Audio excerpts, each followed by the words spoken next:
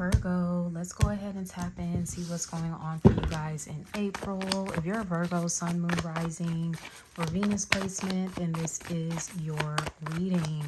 So go ahead, hit that thumbs up button for me if you don't mind, and the subscribe button while you're at it. So we got 99 coming through as an angel number for you, Virgo.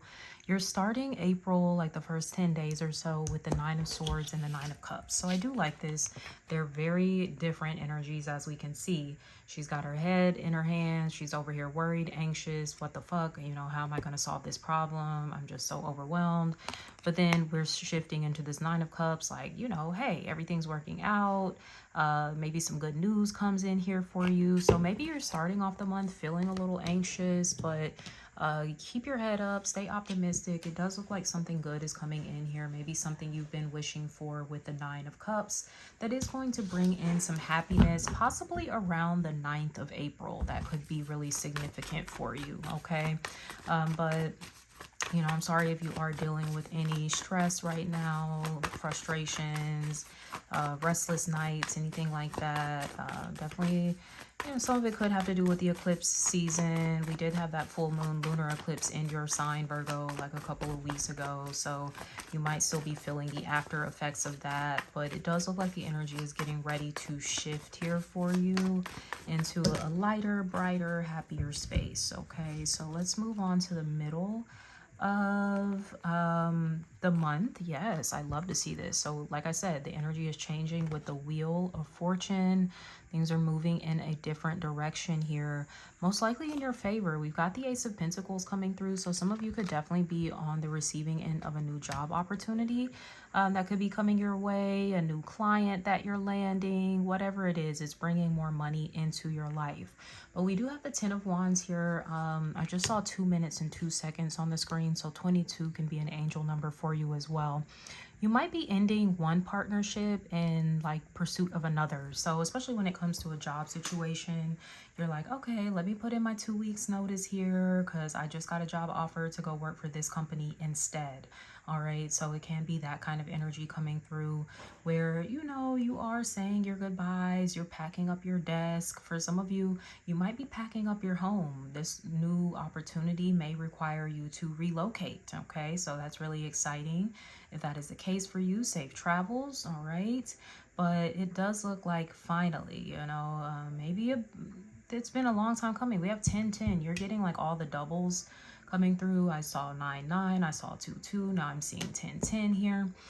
So yeah, maybe you've been waiting quite some time here for these blessings to come in. So whenever I see the doubles, I always think of double for your trouble. So, you know, if you've just been like really going through it here, the reward might be like double the trouble that you've gone through to get to this point. So that's very exciting. We love to see that. Breaking out of this holding cell with the wheel, and you know, some of you could feel like you're moving onto a completely different timeline here as well. Shifting from a timeline that was full of just like a lot of, I heard dread, like you could have like been waking up every morning just with a pit in your stomach, just like, oh my gosh, not another day I have to take on, like in this state of being or whatever. But it seems like you're shifting into a timeline where you're actually going to be like waking up in the morning and really excited, like, oh my gosh, I'm excited to see another day, I'm blessed to be alive, I'm excited for this job that I get to go to, I really like the people that I work with, I like the work that I do. Like you're definitely shifting energy here, and we'd love to see that. Let's see how you're ending. I will take it. It's only a few cards. How you're ending April here. So we do have the 2 of Cups.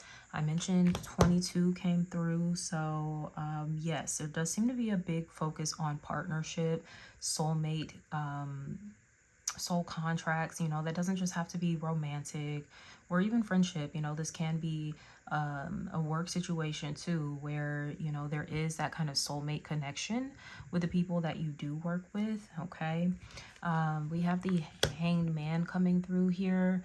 So for some of you, you know, you've really had to trust that things are going to kind of come together for you. The Hanged Man requires an element of surrender, So if you are trying to kind of call in this Two of Cups connection into your life, you know, send it up to God, leave it up to God, surrender. Don't be stressing about when it's going to come in, because it's going to come in. For some of you, a lot sooner than later, okay? So I know I primarily read for women on my channel. So your King of Pentacles, the match to your Queen of Pentacles, could definitely be coming into the picture here towards the end of April. We do have an earth sign, a Taurus, Virgo, Capricorn, that you could be connecting to. For others of you, this is you been waiting maybe on communication from this person, if this is a work situation, to kind of move forward, okay? So there can be an element of that coming through where they're like, okay, yeah, you got the job, or we want to hire you, you know, within this contract. I don't know why I'm getting like a contract type of work, like independent contracting or something like that. That some of you might be getting into, okay, or already into, but it does seem like you'll be landing a contract here or opportunity definitely by the end of the month. So that is exciting. Let's pull from the spellcasting oracle cards one more piece of advice here for Virgo as they navigate the month of April. Spirit, what do we have going on for Virgo, Sun, Moon, Rising, Venus placements? Okay, so we do have grieving coming out. I think that is that Nine of Swords that's coming through here. So you have been in a state of grief, loss, transition, you know, just stress. Maybe things just have not been going your way. And you might have felt like, why am I being punished? Like, what's going on? No, that's the cycle of being on the wheel.